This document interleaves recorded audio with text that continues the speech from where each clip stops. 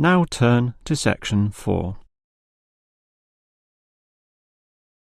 Section 4.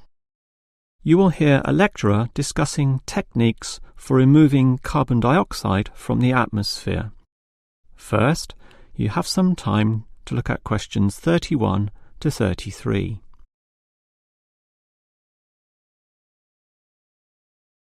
Now listen carefully and answer questions 31 to 33. We all know about the role of carbon dioxide in causing global warming.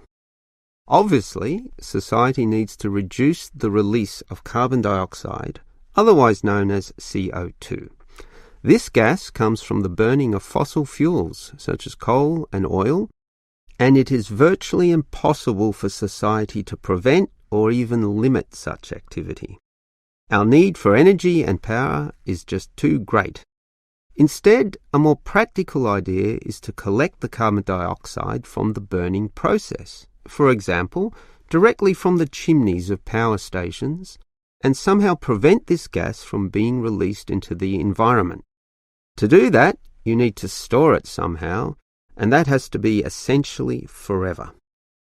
It is perhaps for this reason that many believe that, rather than storing the carbon dioxide as a gas, it is better to react it with metal oxides, such as magnesium or calcium, which results in the formation of a hard carbonate material.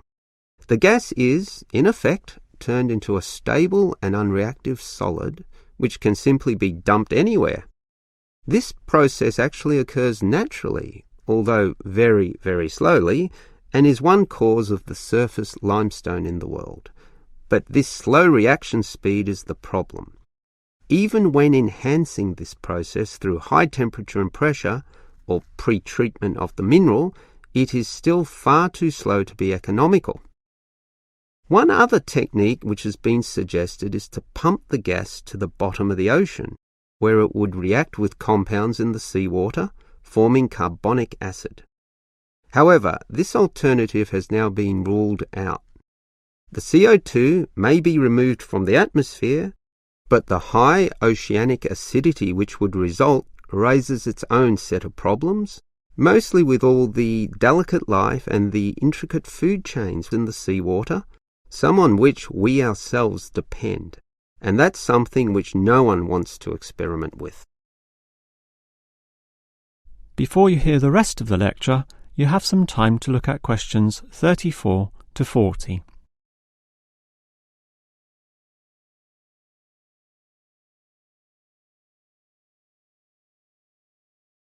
Now listen and answer questions 34 to 40.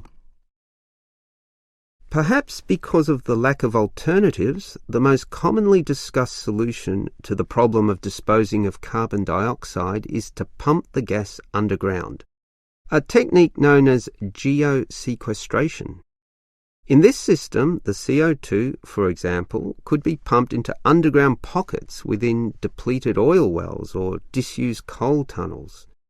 This carries, however, three serious disadvantages, namely the risk of leaks, the considerable costs involved, and finally the unproven effectiveness.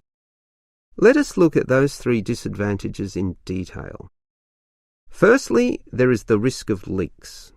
Although the gas would be deep and sealed over by masses of rock and earth, the huge pressures in these spaces would turn the gas into a liquid state, capable of moving through rock fissures or faults. This could allow the gas to eventually be released to the surface. Since CO2 is heavier than air, and thus pushes oxygen aside, such leaks could result in the suffocation of thousands or tens of thousands of people, certainly not a consequence to be taken lightly.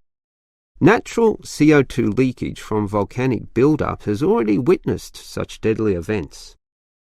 The other problem of geosequestration is the cost. The time and effort spent on materials and construction, primarily the pipe work through which the gas would travel, does not come cheaply. So, if this system were to be implemented in, say, coal-fired power plants, the extra cost would have to be paid by the electricity user, whose bills would almost double as a consequence. Few people are prepared to pay this much simply to make a small dent on the effects of global warming. And this leads to the final problem. The most basic question is whether geosequestration actually reduces global warming.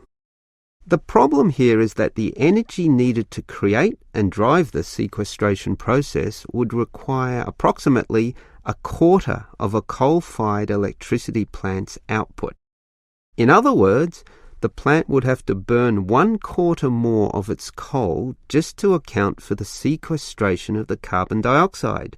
And with coal producing other noxious pollutants, such as sulfur, ash, and heavy metals, the environment is hardly benefited at all. Nevertheless, there are many active experimental efforts underway, primarily in oil production sites.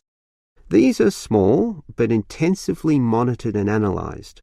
All we can say now is that the jury is still out on whether underground carbon storage will one day be feasible. That is the end of section 4. You now have half a minute to check your answers.